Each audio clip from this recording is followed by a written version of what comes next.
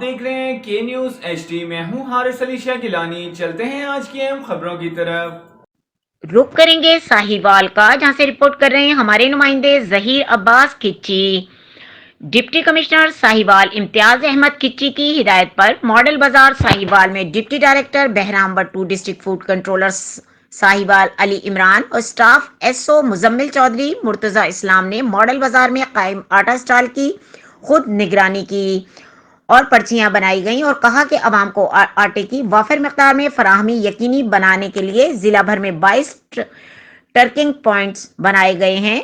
ان trucking points پر روزانہ کی بنیاد پر 18,690 آٹے کے بیگز فروخت کیے جائیں گے۔ آٹے کی فروخت کی نگرانی کے لیے محکمہ خوراک اور ضلعی انتظامیہ کے افسران تعینات کر دیے گئے ہیں۔ اس موقع پر مینیجر ماڈل بازار رانا حیدر علی بھی موجود تھے۔ تفصیلات کے مطابق ضلع ساہیوال میں عوام کو حکومت کی جانب سے سبسڈائز آٹے کی وافر مقدار میں فراہمی یقینی بنانے کے لیے ضلع بھر میں 22 ٹرکنگ پوائنٹس بنائے گئے۔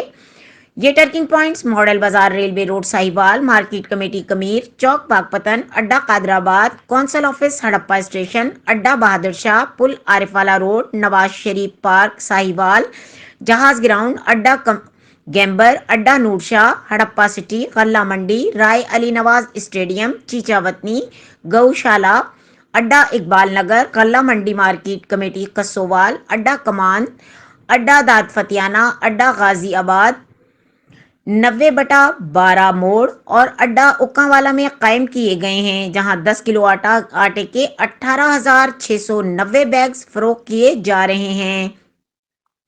ٹرکنگ پوائنٹس قائم کرنے کا مقصد عام آدمی کو دکانداروں کی لوٹ مار سے بچانا ہے۔ آٹے کی فروخت میں شفافیت کو یقینی بنانے کے لیے پرائس مجسٹریٹس کی ڈیوٹیاں لگا دی گئی ہیں، جبکہ آٹا سیل پوائنٹس پر محکمہ خوراک اور ضلعی انتظامیہ کے افسران بھی فروخت کی نگرانی کر رہے ہیں۔ مزید خبروں اور اپڈیٹس کے لیے ہمارے ساتھ رہیے گا۔ تب تک کے لیے اپنا خیال رکھیے گا۔ اللہ حافظ۔